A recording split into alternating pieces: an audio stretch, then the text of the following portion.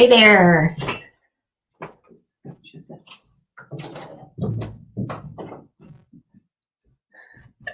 Forgot to shut the door. Hey there, welcome to the Marketing Stream. I'm Vicki O'Neill, your Plateau to Grow marketer. And if you are new here, thank you so much for joining me today. If you are returning, thank you for continuing to come here, join me, and learn something new. This week, it's just me, no guests this week. So today, we are going to focus on marketing effectiveness and what that actually means. This was a topic that I discussed this week on my podcast, which was released yesterday.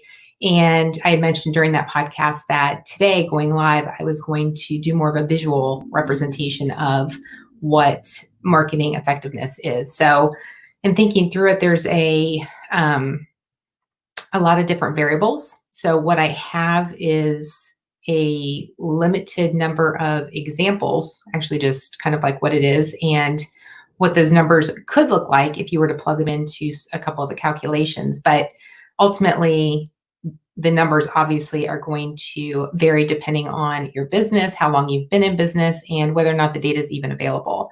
So I'll go ahead, and what I'm going to do is share slides this week. And let me go ahead and do that.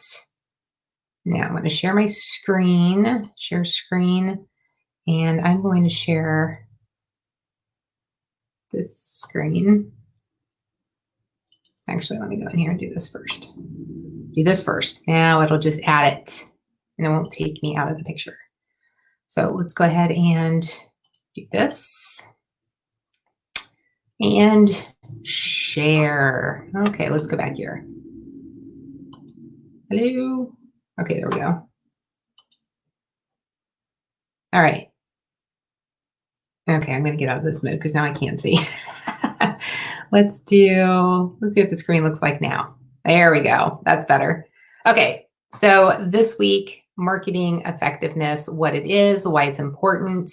This is looking at the overall customer journey.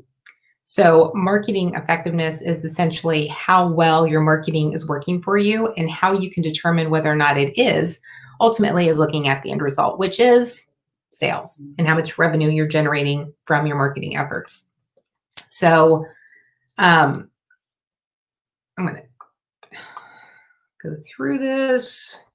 There we go. Okay, so I don't know if you guys can see this or not. Hopefully you can. Let me see if I can monitor this. There we go. Even better. So the effectiveness is the degree in which something is successful in producing the desired results. And this, of course, is where your marketing strategy comes into play.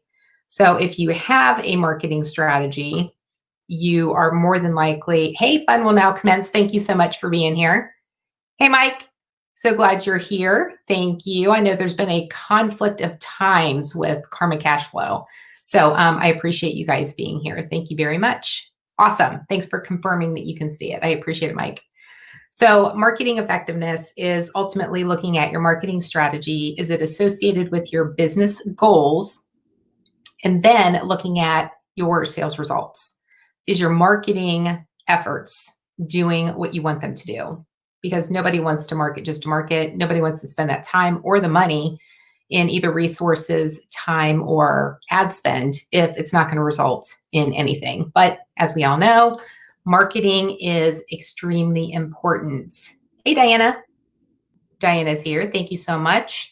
Michael is here. Thank you so much for joining me. Fun will now commence. I just love that name. It's a great name. So ultimately, just looking at the overall program and the progress that you make along the way. So the ability to set a goal, create a plan, and achieve it, and then celebrate. You've got to celebrate. I just think it's important that a lot of times business, we take things so seriously, and it's helpful if we create celebrations along the way, even if they're small wins, just to take in the moment, and it helps energize us for taking that next step or looking at that next challenge and, just giving us that confidence and like a refreshed perspective that, hey, we're ready to move on. And you've done something great. You had a goal, you achieved it. Why not celebrate it, right? I'm all about that. Effectiveness is, it's also not just a one-time activity. It's something that goes on. And once you've established what effectiveness looks like in your business, then you're able to better understand and identify where the opportunities are to continue to improve it. As we all know, nothing stands still. And especially if we're online and conducting business, online like we are today, there's always changes. And it's important to keep our finger on the pulse of what those changes are so that we can adjust and incorporate whatever makes sense for our particular business along the way. So make sure that the effectiveness, and we'll go over like how you can go about to determine if your marketing is effective or not later on, but you'll be able to understand, what that is. So, and just knowing that it evolves over time. If you're newer in your business, you're likely starting out with not a whole lot of information. And I explained this on my podcast episode that came out yesterday.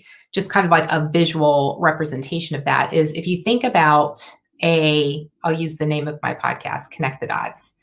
Have you guys all done some type of Connect the Dots workbook, whether it was when you were a kid or, I love doing that kind of stuff now because it's fun. But if you've done a Connect the Dots workbook or just a page before, give me a thumbs up in the comments.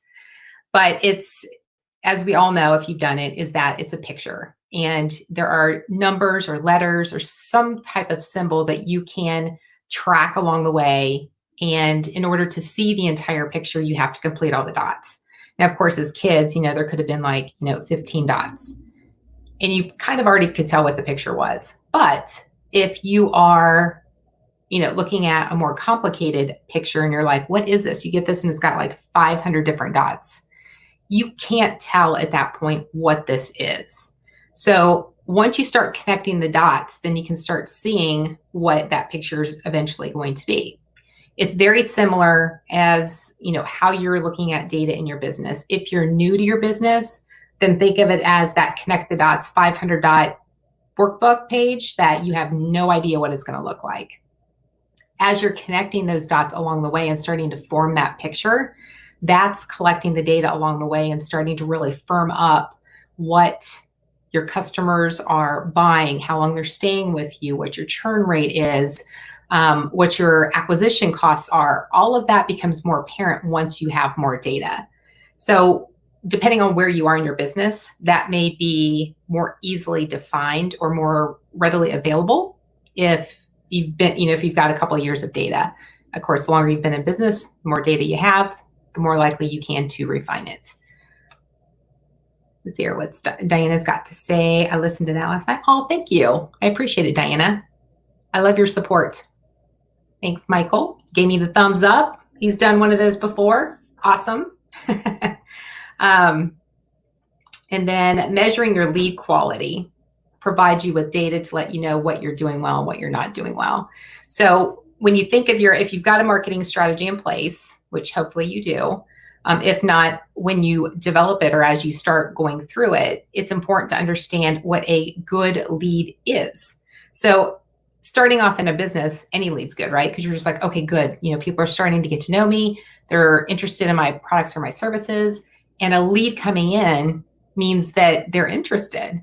But if you're not qualifying what that lead is, it could either be seen as just a lead, which means nothing. It doesn't go anywhere. It doesn't translate into any type of revenue or customer count or anything. Then you really need to look at, okay, so I'm getting these leads now. Great. But they're not the type of leads that are converting into a customer. So look at, what does it look like? And that's why I always talk about personas and having personas in place, is because when you have your personas created or your ideal customer avatar, when you have that in place, then you know the type of customer that you want or that would be a best fit for your particular product or service. So when you know that, you can also talk to that in all of your marketing copy and your messaging and even in your email cadences. it's important to have that established. And then when that's in place, the leads that are coming in are going to be of higher quality because they're going to be a better match for what you're providing, the solutions that you're providing for them. So if you haven't created your marketing strategy or you're in the process of doing so, make sure that you create a component of that that talks about lead quality and what those criteria are for you, so that when leads come in, you can start doing an analysis or, a quick judge of, yeah, this one's good, no, this one's not, and you can move on. So that's the importance of that. And that helps in the overall effectiveness of knowing what your marketing efforts are being spent on and whether or not it's effective or not. So look at it as, leads are the fuel to your sales, right? And leads are generated by marketing. So it's garbage in is garbage out. If what you're putting in your marketing efforts is not resonating with anybody, you're not following up on any leads. If there's a bunch of garbage on the one side and nothing's being followed through or nothing's coming out of value to them on the other side, then it's just your process either isn't in place or you don't have the right criteria in place to make it a good experience for somebody from the point of them seeing your brand or your messaging and kind of helping them along that customer journey, which is what I've talked about before in other episodes. I had those 6 weeks, each one dedicated to a particular step in the customer journey. And I talked about the importance of the messaging and creating content that resonates with them along the way and kind of help facilitating that process and helping them make those micro decisions of saying yes. I know that with Mike and Fun Will Now Commence, you guys were in Pat's live stream this morning, and he was talking about the know, like, and trust factors. And that's what my customer journey includes. Of those 6 steps, 3 of them are know, like, and trust. So that resonated with me a lot. And I thought it was awesome that he was focusing on that as well. A lot of people talk about it. I just expand on that on both ends. So if you're interested in that, I'll include the links, or at least the link to the first one, because then it goes to the following ones. I'll include that in the description after we're done. Thank you, Diana. Great point. Also with the leads, lead quality is the litmus test for how effective your marketing actually is. And that just goes back to defining what a high quality lead is, and then your marketing efforts coinciding with that. It all needs to align in order for the process to be effective and worth your time and effort, really. Bad lead quality, of course, means low sales. You could get a ton of leads. And Diane, I think you and I were talking about this recently, is that you can get a ton of leads, which is your quantity. But if those leads aren't generating revenue, or they're not converting into sales, of course, not all of them are, but if none of them are, or a small percentage of those leads are converting to a sale, then there's something wrong somewhere, right? So you have bad lead quality. You don't have your criteria established correctly for converting them into customers. So you just need to go back and take a look at that and find out why. If you know some of those people, or if it's part of your process, maybe just ask them. If it's not, and it's not realistic to do so, just look at the messaging and the calls to action, where they're coming from, and which ones are converting, if any, and that'll help out with that process. We mentioned quality over quantity. And the vanity metrics at this point, the only thing that really helps is that it confirms that your brand's getting in front of people. That's it. It doesn't even confirm that it's getting in front of your ideal customers. It just means that when you hit post or you hit enter to post it, that it went there. And now people are confirming that they've seen it. So the vanity metrics are good for that, but they're definitely not good in determining whether or not your marketing is being effective or not. There's a lot of information that needs to go into that process behind the scenes. Michael is, yes, that hit me as well. Awesome. Good. I'm glad. Diana, yep. Tweaking my systems for better leads. Yeah. Yours is getting, I know, Diana, you're doing a great job of going through that process and refining your process of what a good quality lead is for you and your business and what you want to see in your business. So how do you know? I'm going to go back to a full screen since that looks a little small for you guys. Your marketing effectiveness drives an increase in revenue and a decrease in your customer acquisition costs. And that makes sense that the more effective your marketing is, the more effective your marketing efforts are, then they are going to have a higher conversion, but also your customer acquisition costs are going to go down. So you think of, and I go into an example here in a few slides of what it looks like for customer acquisition costs, what the formula is, and then just a quick example. But if you look at how much money you're spending and you're getting a lot of leads or a lot of customers from that amount, then your customer acquisition cost is going to be low.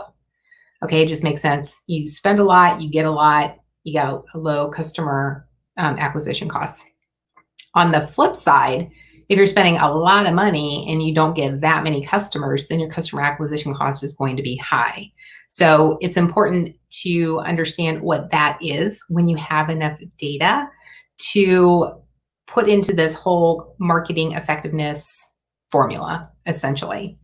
Now, you're not going to see an actual formula, but the effectiveness piece of it is important to understand what your customer acquisition costs are. Okay, the next one is higher quality leads generate higher revenue, and then lower customer acquisition costs, which, for all of us, that's considered a good day. And it's also a profitable business. So we definitely want to aim for higher quality leads, which generate more revenue and lower our customer acquisition costs. When you can compare data from week to week, month to month, quarter to quarter, whatever your measurement timeframes are, when you can compare your data from, we'll just say month to month, then that helps you hone in on what you're doing well and what you're not doing well. Because if you see your customer acquisition costs going up or your lead conversion rates going down, then you've done something, right? And if you've changed your call to action, or if you've changed a link going to a landing page and now all of a sudden your lead quality is not there, or the quantity is still there, but the conversion rates are lower. Once you make those changes and you have those in place, then you'll know what you need to evaluate and what you need to look at. But if you have a couple of years of data or more, then you can start looking at your year-over-year data. So we're in July, so let's just say June of 2020. If I want to compare that to June of 2009 compared to June of 2018, now I can start looking at, are there trends? Am I increasing? If it stayed the same, why? And you can start doing some deeper dives into the numbers and the trends that you're seeing in your particular business and start uncovering what gaps there might be or what opportunities there might be. And I always tell prospects that I'm talking to or customers that I'm working with is that it helps when you have an outside perspective, because you're too close to your business, especially if you're a smaller business, which is what I typically work with. And they're too close and they're wearing multiple hats. So they don't have I don't want to say the ability, but they don't have the clarity to look at it from a different perspective. And I don't know if it was Pat or if it was somebody else. It might have been Pat because I get so much from him attending his daily lives. But you can't see the label when you're inside the jar. So it's, when you have an outside perspective or somebody outside the jar looking at the label, then that's where you get your clarity. So sometimes it just helps when, you have a second eye to look at something. The more data you have, and I think I just mentioned this, the more data you have, the more refined your marketing and lead generation process is. So it just makes sense that the more information you have, then it's just going to get better with time. Okay, so 4 tips that you can implement to start improving your marketing effectiveness. And I've kind of touched on a few of these, but these are here for you to review. If one is to evaluate your marketing process from strategy and persona to lead quality and revenue, and of course, everything in between. So looking at what's missing, are there any gaps? When you look at the process from your customer's perspective, of course, you can always put yourself in your customer's shoes and go through that process yourself. Are there points of friction that are keeping them from saying yes at that micro moment that you've created for them? And if so, what can you do about it, if anything? So when you take a step back or you just evaluate your entire marketing process, then you're able to identify where those opportunities are. Okay, the second one is look at the years of customer data and identify opportunities to enhance or refine it. Again, the more data you have, the better you can refine your marketing personas, your messaging, your tactics, your call to actions, the channels that you're marketing on, etc. What channels are producing the highest return? So if you're looking at paid versus free, are there some that maybe your free channels where you're advertising for, I don't want to say free channels because they're all free, but you have paid advertising opportunities. If you're only investing your time on the free, quote unquote, free marketing on, let's just say Facebook, and that's working for you, and now you add in a paid component to that, then you just need to delineate between those two when you're looking at what Facebook leads generated the highest return. Was it the paid or was it the free? So you'll just need to look at how you can track that in your business to determine, where that's coming from, or just pay close attention to those numbers when you're evaluating all of your data for that month. Your click-through rates, your lead quality, the conversions, and of course, ultimately the revenue, because that's where we're going. And then it's the retention side of it too, right? So once you've acquired a customer, I always talk about the fact that the process doesn't end with a sale. I know a lot of focus is on that, but they've invested all this time and all this effort into getting to know, like, and trust you. And now they've given you their money to buy from you. They've chosen you when they probably had like 100 other choices. And now they've given this to you and you're going to end it there. Like, you need to continue the process. So looking at what that looks like on the other end, once that contract or once that money's been transferred to you and they say, hey, I'm buying from you, and now they've become a customer. What does the onboarding process look like? What does the follow-up process look like? What does the customer service process look like? And you can, if you've got that information in place, then you can look at what are the common problems that new customers go through after they, sign on the dotted line. Look at what you can do about eliminating those problems or eliminating that friction. So look at where those opportunities are is going to be helpful in the retention process. That's not on here, but I felt like I needed to say it. Okay, let's see here. I think I missed a couple. Did I miss any comments? Yes. Yes, outside perspective, definitely, Mike. Yeah, thank you. And then the other one is just looking at your customer acquisition cost and your lifetime value. So those can be confusing, but here they are. Oh, I probably could have moved these up a little bit more. Here they are in their simplest format. So your customer acquisition cost is simply the total costs for a time frame for your marketing. So that's, you even need to factor in the marketing person's salary and then any paid expenses for paid advertising and any additional expenses associated with that marketing campaign. And a campaign is a particular time frame, or it could be for a particular initiative. So if you're launching a new product or a new service, like an online course, then you'll want to look at just that time frame. It may not be from July 1st to July 31st, 31 days in July 1, right? Always have to do the knuckle count. You guys know, right, if you're familiar with that. So you just look at it for that particular time frame. It may just be like, July 20th through August 15th. Those dates don't equate to an actual month, but it's still the time frame for that launch. And then you divide, once you have your total cost for that time frame, then you divide it by the number of customers acquired during that time. So your time frames need to be the same. Okay. Oops, I'm over here. It gets confusing when I have these on different screens.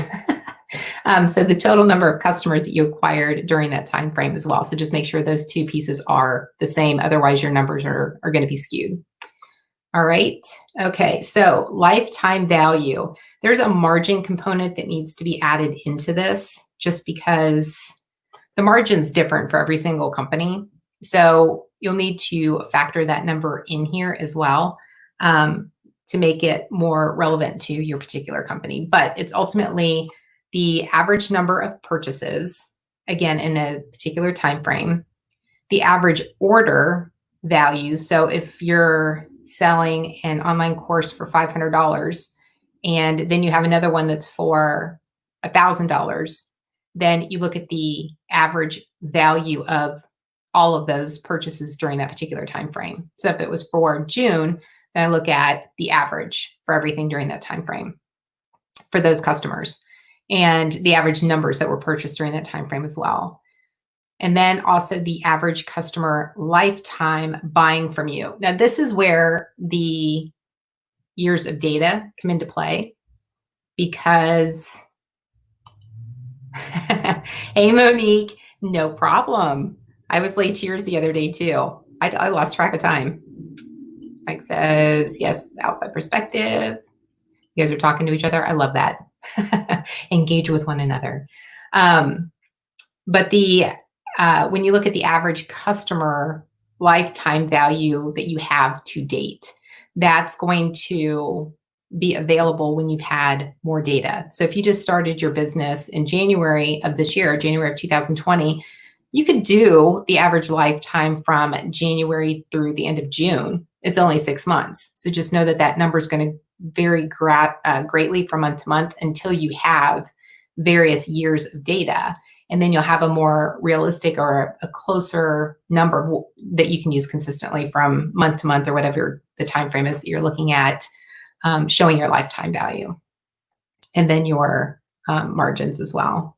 So let's go back over here. And then here are just some quick calculations. So for customer acquisition costs, your total cost for a time frame, we'll just say this is, for a month. If I spend $1,000 a month in one particular month, and during that same month, I acquired 1,000 customers, then my customer acquisition cost is $1, which is awesome. Because if you think of that being flipped, I spent $1,000 for a month, and then I got one customer. Now my customer acquisition cost is $1,000. So that goes to what I was saying earlier of, looking at not only the time frame, but how much money you're investing in that particular initiative. And that helps when you're doing the calculations for your customer acquisition costs. You can see here too the lifetime value example. So this is the calculation, and I put the margin at the bottom, which you can add in, down here, which will make this a more realistic number. But it's just a simple calculation of the average number of purchases. And in this example, it's 120 during a 6-month time frame. So your average is 20. If you look at the average value order during that time frame, so it's the 6 times 120. I think I may be doing that wrong. I did these before and it was very quick, but it's 12,000 and then divided by the number of purchases. So the 20. Which equals $600. That's the average value for an order during that 6-month time frame. And then if you look at how many years an average customer is with me or whomever, in this case, it was 4. So just looking at this number alone, I didn't finish the calculation. That would be $2,400, not $600. And then when you add in the margin, you would go ahead and calculate that into, which would probably be, again, it's going to vary. So I can't say what it is because it's going to be all over the place. So those are quick calculations. I know that it's 30 minutes past, so I want to share this link with you real quick and let you know that I have created a quiz that will help you with the finding out how effective your marketing actually is. So if you want to do this, it is right here. You can take the marketing quiz, marketing effectiveness quiz. I will also include the link in the description so you can find it later. And if you're watching the replay, then you'll have access to that as well as a clickable link in the description. So yeah, if you want to go ahead and take that just to get an understanding, the output is a number. And then the last page of that shows you what that number equates to. So this is the first time doing it. And as I evolve it, then it will become an even more helpful resource. So hopefully this will give you a good starting point of where you are right now in your marketing efforts and whether or not there's a good association with your marketing and how much it's driving in sales. So if you want to take that, if you want to give me some feedback, I'm always up for feedback. I'm of the thought that feedback helps me get better. So always looking for opportunities to make it better because then it's better for you. So let's see, what does Michael say? Looking forward to the quiz. Awesome. It would be great to have you take it. Awesome. If you guys have any questions after, if you have any questions now, if you're live, go ahead and put those in the chat. If not, you can always leave a comment and I'll get back with those as well. And I think that's it. Go ahead and take the quiz. And until next Wednesday, thank you so much for being here if you're live. Don't forget to hit like and subscribe if you're new. And if you're watching the replay, go ahead and leave me a comment and let me know what your favorite part was or what your takeaway was. Go ahead and take the quiz. And until next week, make today great.